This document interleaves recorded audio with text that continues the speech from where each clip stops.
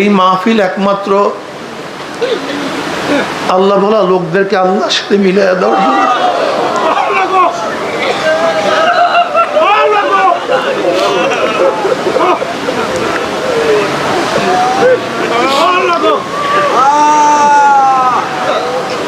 এই মাহফিল কলবের মধ্যে মোহাব্বত, মাওলার মোহাব্বত সৃষ্টি করার জন্য।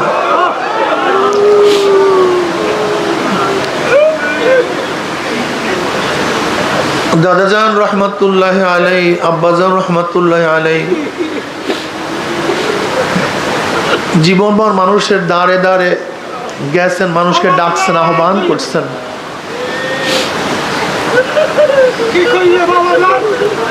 আহ্বান করছেন মানুষকে, মানুষকে ডাকছেন যে দুনিয়ার মোহাব্বত ত্যাগ করো, মাওলার মোহাব্বত অন্তরের মধ্যে জমা করো। এমনকি তারা এই কথা বলছেন যে 1 সবক 2 সবক 3 সবক নেয়ার পরেও যদি তুমি গুনার কাজ ছাড়তে না পারো, নেকের আমল করতে না পারো, তাহলে তোমার জন্য ওয়াজিব হয়ে যাবে আর একজন হক্কানি আল্লাহ ওয়ালার সোহবাতে গিয়ে গুনার কাজ ছাড়তে হবে, নেকের আমল ধরতে হবে, চোখে পানি নিয়ে মাওলার কবরে যেতে হবে। আমি আজ পর্যন্ত তাদের বয়ানের মধ্যে কোনো বয়ান পাই নাই যে চরমনের মুরিদ হতেই হবে, এরকম কোনো বয়ান আমি শুনি নেই। চরমনায় আসতেই হবে এরকম কোনো আওয়াজ তারা কখনোই দেন নাই। চরমনায় ছাড়া কোনো উপায় নাই এই কথা বলেন নাই। আসলে এরকম বয়ান কোনো জামাতের কোনো দলের প্রধানরা বলছেন যে যে আমার কথা মানবা না, এখান থেকে ভাগবা, চলে যাবা। যাদের ঘরের মধ্যে টেলিভিশন আছে তারা চরমনের মুরিদ না, যাদের মেয়ে বেপর্দা পড়াশোনা করে তারা চরমনের মুরিদ না। এরকম কথা বলার মতো কোনো লোক আছে বলে আমার জানা নেই। আসলে অনেকেই ভুল বোঝে, আসলে চরমনাই এর কোনো দলের নাম না, কোনো গোষ্ঠীর নাম না। আল্লাহ ভোলা লোকদেরকে আল্লাহর সাথে মিলাইয়া দেওয়ার একটা কাফেলা মাত্র।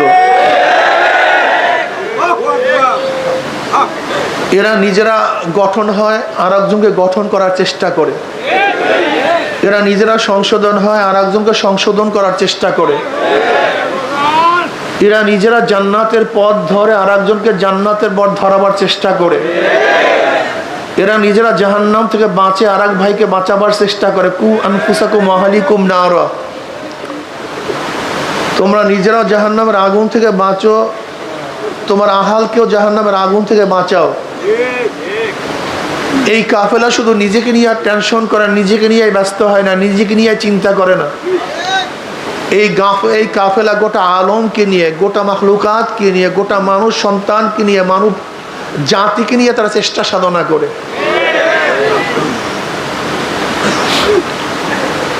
প্রিয় ভাইয়েরা আমার, যারা চরমনাইতে আসছেন এত কষ্ট করে কেন আসছেন? নিশ্চয়ই আপনার নিয়াতকে সহি করতে হবে। মান কানা ইউরিদু হারসাল আখিরা নাজিদ লাহু ফি হারসিহি ওয়া মান কানা ইউরিদু হারসাদ দুনিয়া নুতিহি মিনহা ওয়া মা লাহু ফিল আখিরাতি মিন নাসিব। যারা আখিরাতের ফসল কামাই করার চেষ্টা করবে, সাধনা করবে, আল্লাহ পাক আখিরাতের ফসলের মধ্যে বৃদ্ধি ঘটায়া দিবেন। নাজিদ লাহু ফি হারসিহি, অর্থাৎ যারা আখিরাত কামাই করার জন্য, আখিরাতে মুক্তি পাওয়ার জন্য, জান্নাতে যাওয়ার জন্য, জাহান্নাম থেকে নাজাত পাওয়ার জন্য যারা সাধনা করবে, আল্লাহ পাক রব্বুল আলামিন তার সাধনার মধ্যে, তার কাজের মধ্যে, তার আমলের মধ্যে বৃদ্ধি ঘটায়া দিবেন। আল্লাহ পাক আমলের মধ্যে লাগায়া রাখবেন, দ্বীনের পথে চলার ব্যবস্থা করবেন, দ্বীন পালন করা তার জন্য সহজ হয়ে যাবে, দ্বীনের পর চলা তার জন্য খুব আসান হয়ে যাবে যদি নিয়াতটাকে সহি করতে পারেন।